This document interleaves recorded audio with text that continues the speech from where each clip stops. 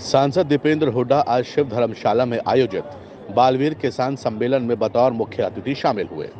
इस अवसर पर उन्होंने बीजेपी सांसद के बयान पर कड़ी प्रतिक्रिया दी, जिसमें बीजेपी सांसद ने देश को संविधान बदलने के लिए 400 सीटें देने का नारा लगाया। उन्होंने कहा कि बीजेपी संविधान को बदलने की चाहे कितनी भी कोशिश कर ले, हम संविधान के एक भी शब्द को नहीं बदलने देंगे।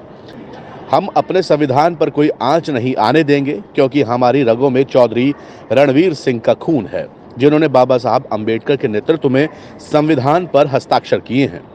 दीपेंद्र हुड्डा ने कहा कि यह चुनाव देश के संविधान और हरियाणा को बचाने की लड़ाई है और कांग्रेस सरकार आने पर वाल्मीकि समाज की सभी जायज मांगों को पूरा किया जाएगा। उन्होंने कहा कि जो हरियाणा 2014 से पहले तक विकास का प्रतीक था, अब बीजेपी सरकार में विकास की पटरी से उतर गया। हरियाणा बेरोजगारी, महंगाई, अपराध, नशे में नंबर 1 बन गया है।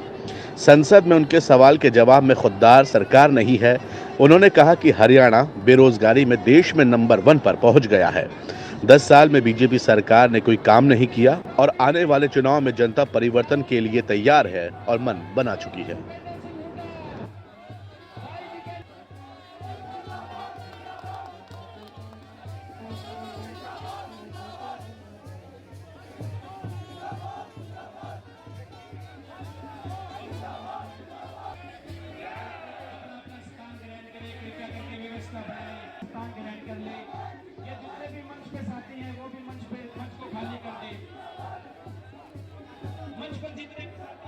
से ये बात दिखाई देती है कि न सिर्फ वाल्मीकि समाज मगर छत्तीस बिरादरी हर वर्ग इस सरकार से त्रस्त है।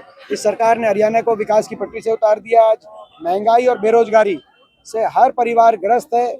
काम धंधे ठप हो गए, सरकारी नौकरियां समाप्त कर दी गई, बेरोजगारी में हरियाणा को नंबर 1 बना दिया गया। भ्रष्टाचार हरियाणा में मिलकर लूटने का काम बीजेपी और जेजेपी के मंत्रियों ने हरियाणा को किया और हरियाणा आज बदलाव के लिए तैयार है। हरियाणा में परिवर्तन तय है।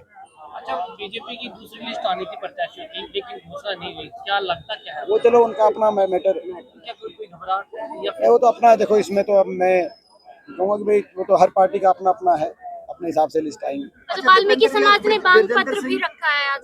उसमें से बहुत सी ऐसी मांगे हैं जो हमारे कांग्रेस संकल्प पत्र में पहले ही हमने उनको उन मांगों को जगह दी है।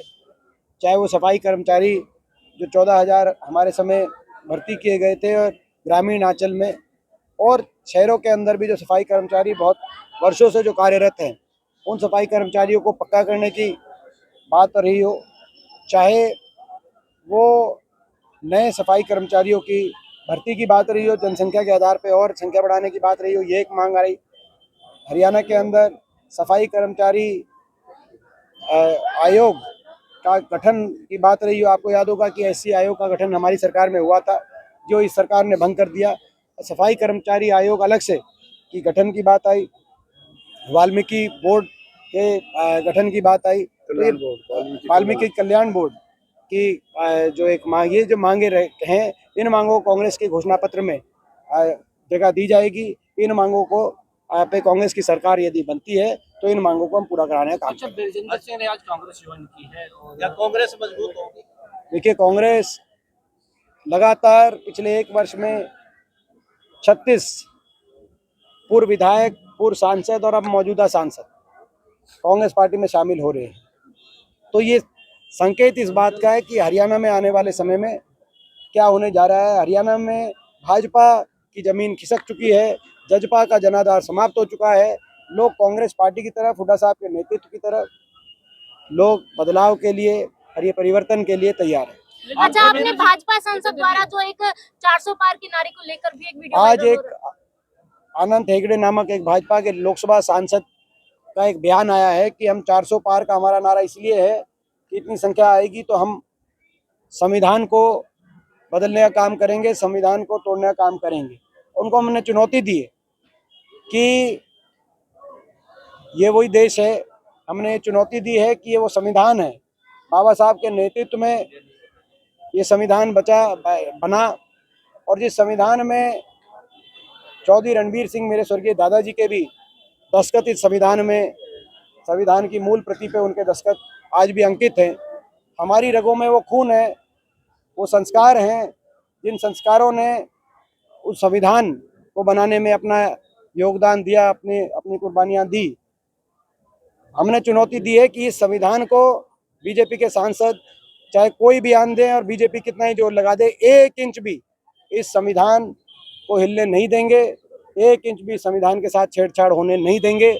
ये आज चुनौती जो अनंत हेगड़े ने कर्नाटक में कह के खड़े होकर कहा है, उस चुनौती को स्वीकार करके मैं यहाँ से जवाब देता हूँ, वो जोर लगा लें, संविधान को 1 इंच भी हम बदलने नहीं देंगे।